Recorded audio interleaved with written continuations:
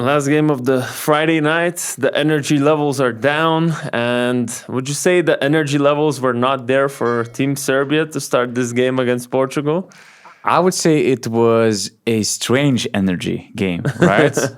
Okay, they won against Portugal, 80-69. And if you look at the box score, it seems like Nikola Jokic had this easy walk in the park, 23 points, 10 rebounds, 3 assists, 2 steals, 2 blocks, 35 efficiency points. Easy, typical stat sheet of Nikola Jokic. But man, I never expected to have a conversation about Portugal being in a 10-point range in the middle of the fourth quarter. I bet Svetislav Pesic didn't expect that too, because you could see that he was mad. But the whole game was so strange, and from the very beginning, you rarely see the player being ejected in the 5th minute of the game. Yeah. Then there was also Nikola Jovic getting technical for pushing the opponent. Then you have Bogdanovic's injury. Then you see Vasilij Micic being benched 1 minute into the fourth quarter and being mad at Svetislav Pesic. So was that? Yeah. Well, anyways, we'll talk about all that. I mean, when you play Portugal, Yeah. you don't even want to think about all this sequence of strange issues in your nightmares. For sure. And Bogdanovic's injury might be, tricky one because according to radio television of Serbia commentator Slobodan Šarenac, he reported that Bogdanovic is dealing with a hamstring problem, stayed in the locker room, and will need scans to determine more. And we all know that hamstring issues might be tricky ones, actually. They take some time to heal usually. Especially for in these short-term competitions. So, I don't know, man. I mean, that was probably the worst victory against Portugal that Pesic could imagine. For sure. I mean, I understand for a team like Serbia, who are not just the favorites to win this game, to win this group, but to be honest, the heavy favorites to win the tournament, it's probably not the easiest of tasks to get your heads ready, motivated, 100% concentrated in the beginning of the game. And you could see from the beginning of the game that defensively, just like against Estonia, even similar things, like they're not there fully focused yet, because they know that even with 50% effort, just talent alone, they'll probably take this game. And I'm not saying that, let's say, they don't need to put any effort in, but you could tell that even Svetislav Pesic, who wasn't the happiest guy in this game, knew that the game wasn't really in trouble at any point. Okay, Bogdanovic got out due to injury. Probably you wouldn't put him in any case, but Jokic only played 23 minutes. And he didn't play in the fourth quarter. Yeah, if those stretches were, let's say, the first half was quite close, the whole game actually, big props to Portugal for being competitive. Actually, the first game they won quite unexpectedly to me against Czechia. Now they're winning again. They're close in the first half against Serbia, and I kind of, watching the game against Estonia, thought, okay, Portugal showed actually that they probably can be competitive against Estonia. They Latvia. played against Czechia, I think. Who? You mean Portugal? They played against Czechia. No, I'm saying that the way that Serbia handled Estonia, by 30-point blowout from the very beginning, it wasn't close. Portugal kept it close in the first half. Then, Serbia built a lead because you could tell that, probably the halftime talk was harsh, and they came out with this aggressive defense and right away built a lead, 18-point lead. But it didn't go. It didn't go into that blowout territory. It kept 15 to 10 points up to the fourth quarter, and then in the fourth quarter, at some point there was like 9 points. Towards the end of the quarter, there was a 7-point lead only with 1 minute and a half left to play, and I was like, okay, maybe now he's gonna consider, putting in Jokic. But I guess, like I said, it wasn't in doubt this game, so that's why Pesic just kept his guys in, and Dobric just closed the game out with that 3-pointer from the corner, followed by another one by Nikola Jovic. So you say they shouldn't be worried about the quality, right? I don't think you judge Serbia's quality of play from these games. You can judge certain players.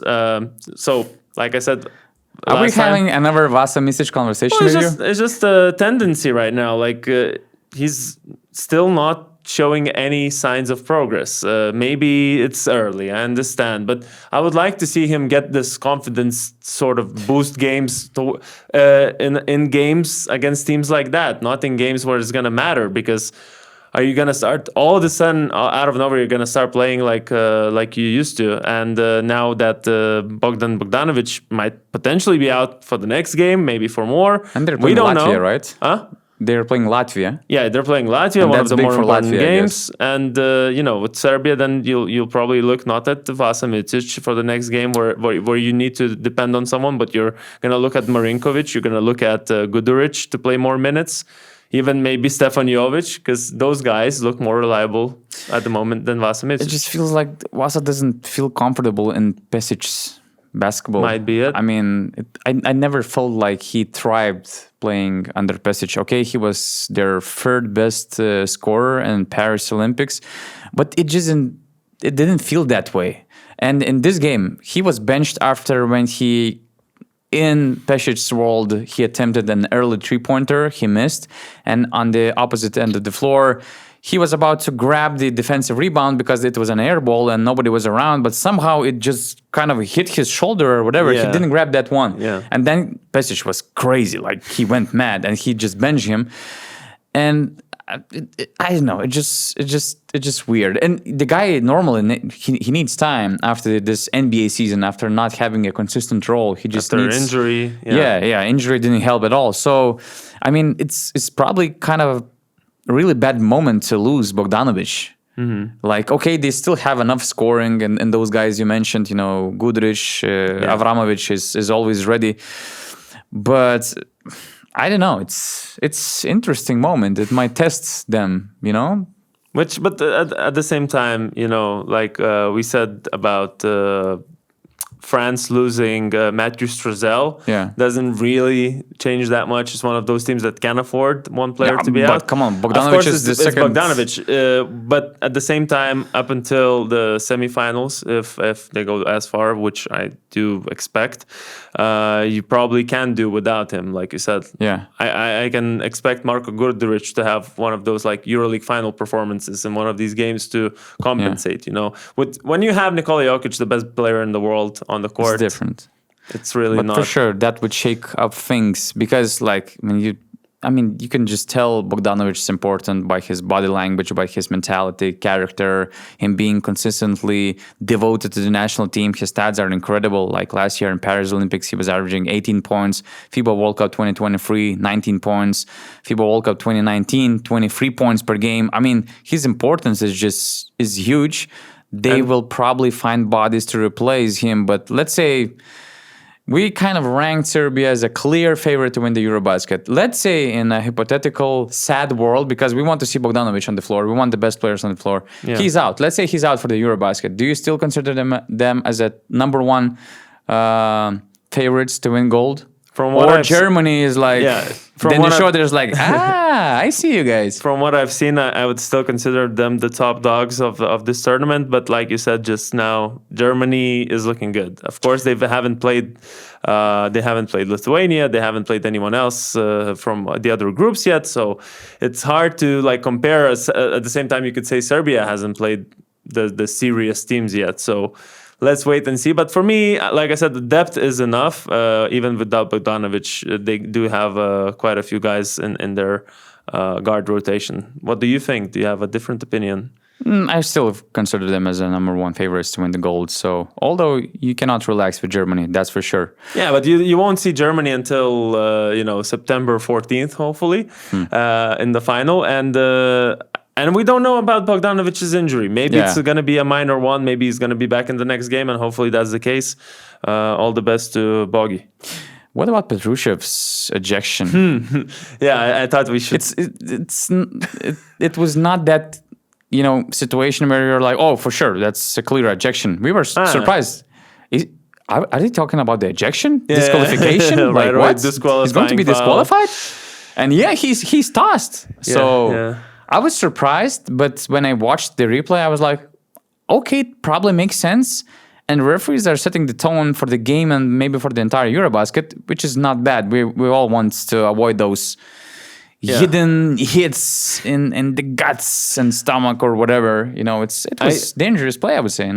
It wasn't a basketball play, let's be honest, and I was also a bit caught by surprise seeing the disqualifying foul from there. I thought it was going to be just unsportsmanlike, and I guess he just got mad at what's the guy's name, Brito, for boxing out with his hands. He pushed him a little. It was aggressive box out, and then Philip just lost his composure and just hit him in the stomach area. Obviously, you can't swing at someone, and I get the ejection from one side, from the other side. I'm like, maybe it should have been unsportsmanlike. I would like to hear a professional comment on this, but it really didn't change much in terms of the outcome of the game or anything. Just showed a bit of, I don't know, immaturity or hot-headedness of Filip Petrushev, maybe something like that. You don't do that in the 5th minute of the game. I know that Portuguese players were, I guess, irritating. They were physical, they were active, doing a lot of dirty stuff to fight for in this game, but still, it's the 5th minute of the game. I think it's too early for things like that. But you mentioned you need to hear the professionals talking. So Todd Warnick is getting his article ready about the whole situation. So it will be available only to BN Plus members on, what day is it today? Friday. So Saturday morning, it should be on BasketNews.com. And just the last bit, okay, Serbia was not into their mood, into their usual game, but looking some positives, you could say that, for instance, Nimias Queta, which we praised a lot after the first game, great game, 23 points, 18 rebounds. You play Serbia, and Serbia shows their physicality, their bigs, and he ends up with 6 points and 2 rebounds, my friend. He got those 2 rebounds in the very last minutes of the game. So, he was there active, but all the Serbian bigs boxing out was just enough to, he's athletic, he's lengthy, but if you have the right team principles in terms of defensive rebounding, boxing out, those kind of systems, I think you can eliminate one guy who just has a great vertical leap, and we saw how that ended. So it's 11:35. Good night, guys. Let's respect our time. I can do everything, but come on.